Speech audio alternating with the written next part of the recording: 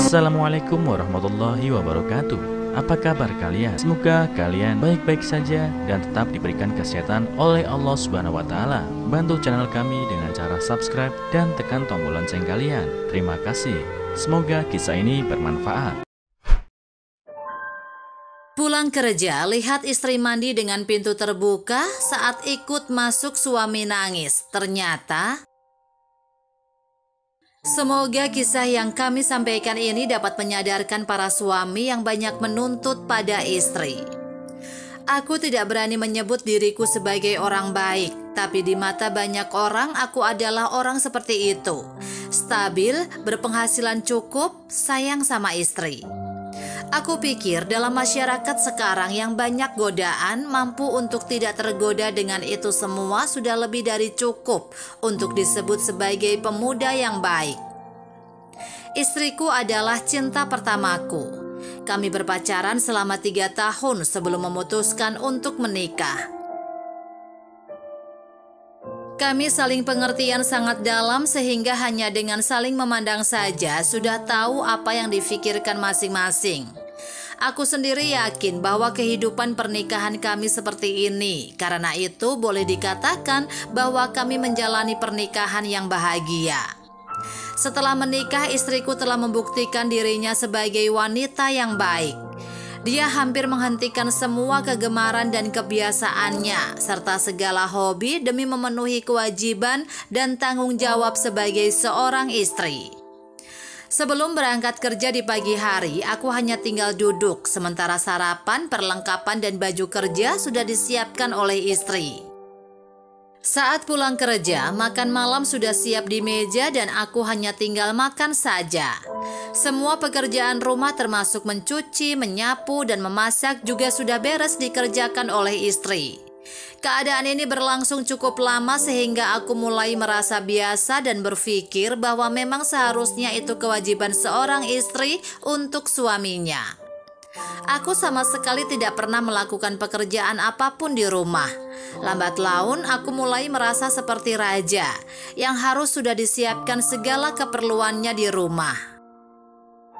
Setelah kami punya anak pertama, tentu saja kesibukan istriku bertambah. Dia tidak hanya mengurus rumah dan aku, tapi juga mengurus keperluan anak. Aku sering melihatnya sibuk, namun aku tetap tidak sadar. Saat di rumah aku terkadang bermain dengan anak sebentar, dan hanya itu saja, tidak pernah membantu sedikit pun pekerjaan istri. Orang luar memandang keluarga kami sebagai keluarga yang bahagia. Suaminya pandai mencari uang, istrinya pandai mengurus rumah. Mereka tidak tahu bahwa sebetulnya saat itu pekerjaan istriku sudah terlalu banyak. Setelah beberapa tahun, akhirnya anak kedua kami lahir. Seorang gadis kecil yang cantik kini menjadi anggota baru keluarga kami. Dan tentu saja itu artinya adalah tugas tambahan bagi istriku. Suatu hari saat aku sedang bermain dengan anak kedua kami, anak pertama kami menangis. Jadi istri yang saat itu sedang menyetrika meninggalkan setrikaannya dan bergegas mendekati anak yang pertama. Ternyata dia lapar dan minta dibuatkan susu. Istriku pun segera memasak air untuk membuat susu sambil menenangkan anak pertama kami. Tiba-tiba telepon genggamku berbunyi. Jadi aku bergegas ke kamar untuk mengangkat telepon. Hanya sebentar saja, telepon itu berlangsung selama sekitar 5 menit dan aku segera kembali ke anak yang kedua lagi. Aku pun sangat terkejut, anak keduaku sedang tergantung di tepi katil. Ternyata saat aku meninggalkannya, rupanya dia berusaha turun sendiri dari ranjang. Aku melihat istri sedang membuat susu untuk anak pertama. Aku pun memanggilnya dan langsung memarahinya. Bagaimana kamu sebagai ibu, anak sendiri tidak diurus? Lihat, anakmu hampir jatuh dari ranjang. Istriku meminta maaf sambil menangis dan buru-buru menggendong anak kami dan terus meminta maaf karena lalai. Beberapa hari kemudian di kantor sedang diadakan rapat besar para direksi, jadi para karyawan diperbolehkan pulang lebih awal. Maka aku pun segera pulang.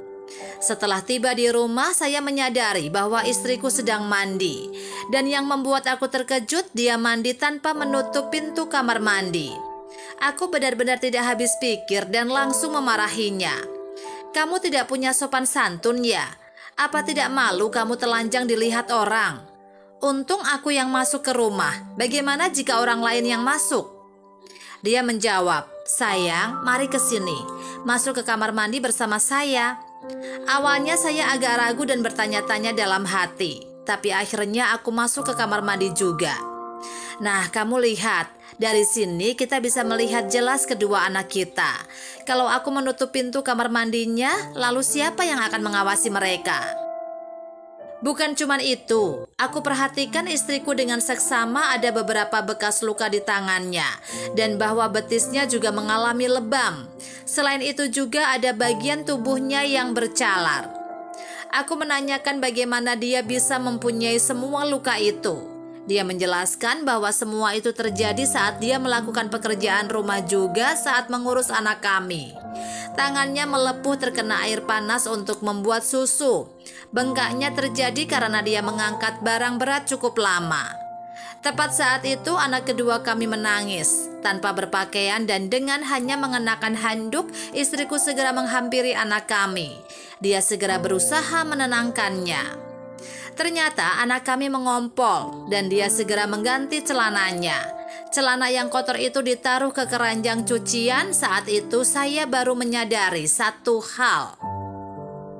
Biasanya saat pulang kerja di waktu biasa semua cucian sudah selesai dicuci. Kali ini saya melihat di tumpukan baju kotor itu ada bajuku, bajunya serta baju kotor kedua anak kami. Itu adalah satu tumpukan baju kotor yang sangat banyak. Aku baru menyadari bahwa selama ini tanpa aku ketahui ternyata istriku telah menanggung beban pekerjaan yang begitu banyak. Tiba-tiba hatiku terasa sakit. Aku merasa sedih sekaligus malu. Aku baru sadar saat itu anak pertama kami baru berusia hampir 4 tahun. Anak kedua kami hampir berusia 1 tahun. Aku merasa bodoh dan bersalah. Bagaimana boleh selama ini aku tidak tahu kalau pekerjaan istriku sebegitu banyak dan bahwa mengurus 2 anak yang masih kecil ini sebegitu sibuk. Aku memeluk istriku, aku menangis dan meminta maaf padanya. Sejak hari itu setiap ada kesempatan aku pasti akan membantu pekerjaan istri dan kini bukan hanya istri. Aku sendiri tidak menutup pintu kamar mandi saat mandi supaya aku juga bisa terus mengawasi anak-anak kami. Aku rasa seharusnya memang seperti ini. Sebagai suami istri sudah sepantasnya saling membantu dan bekerja sama satu sama lain. Tak ada posisi yang lebih tinggi ataupun rendah di antara suami istri. Kehidupan suami istri yang bahagia cuma dapat terwujud kalau keduanya mau untuk saling memahami juga saling pengertian.